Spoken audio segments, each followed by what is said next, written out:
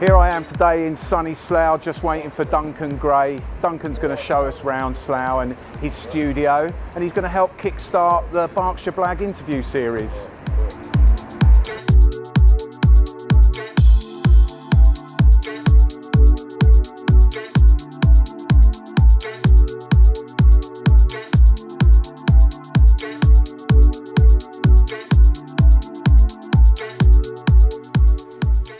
My name is Duncan Gray. I'm the owner of the Tiki Taki record label. I live in Slough. Slough has been my home for the last 2.5 decades, and I'd like to tell you a little bit about it.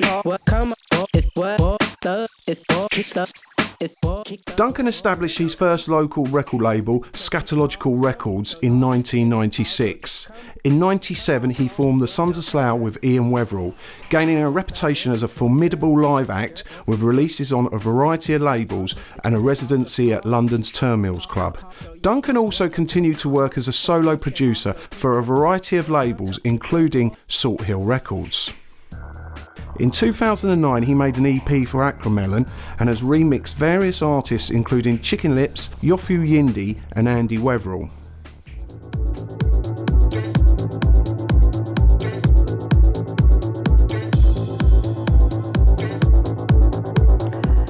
I first came to Slough to live, or the Slough area, about 25 years ago, and it was only ever supposed to be a temporary thing.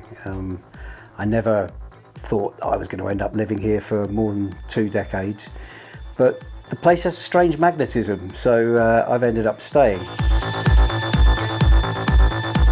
There's lots of interesting things about Slough and its history. The Royal Astronomer William Herschel, of course, and his wife lived here. She was also a prominent scientist. Thunderbirds was filmed in Slough. The Cox's Orange Pippin was a hybrid that was first invented in Slough, the most popular apple in the world. The Mars bar, of course. And it starts getting a little bit dried up after that.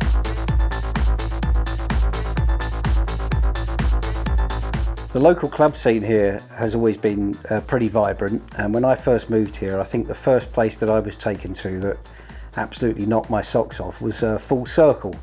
By that time it was already down on the bypass at the Greyhound, but I couldn't believe what was going on there on a Sunday afternoon. What Phil and Fiona were doing was just incredible. You would always get absolutely top name DJs playing, often international DJs who would play at the venue because it was only 10 minutes away from Heathrow Airport, just before they got their flights home.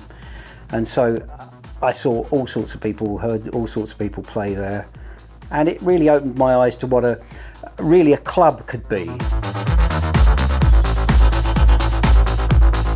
The other place in the local area really, which I think I loved best for going out clubbing and indeed playing, was Checkpoint Charlie in Reading. So that was during Checkpoint's probably second phase, when the club was being run by Matt Carter and Neville. So that was a terrific phase. They were at the After Dark, I think on the London Road that is, and the sound system came from Langley Sound and Light, and Johnny used to do a magnificent job once a month there.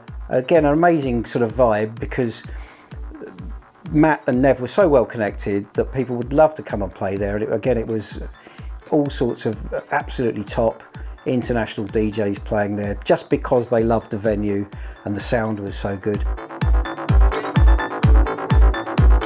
I started the label Tiki Taki just over 5 years ago in 2013. It was really occupational therapy for me. I'd been made redundant from my job in film and TV business, where I was a sound engineer, and I was at a bit of a loose end. I kind of didn't really know what I should be doing. And the story goes, really, again, it was Neville Watson, who was, from my friend from Checkpoint. He said to me, how about remixing one of my tracks? And I kind of demixed it. The approach I took was to replace everything electronic with real instruments as far as I could, and it sort of worked, but it set me down a road of making dance floor tracks with real instruments more. So, you know, using the bass guitar, using guitar and sort of more realistic sounding drums and things like that. I sent some of them to Andrew Weatherall, and you know, Andrew's somebody I've known for decades, and I didn't really expect anything from that, but he called me up and he was like, oh, these are really working. He does the Alphos parties, A Love from Outer Space with Sean Johnston, and of course their whole mantra is to keep everything below 120. So unwittingly, really, what I'd made was a lot of stuff which was absolutely suitable for Alphos. And so Andrew really encouraged me to start Tiki Taki. He said, you know, he said, you're going to have to start a label. And he was very encouraging. He took me to Above Board Distribution, introduced me to them. And Above Board have been distributing the label ever since. They've done an absolutely magnificent job. I've got to say, they've been absolutely bang on it.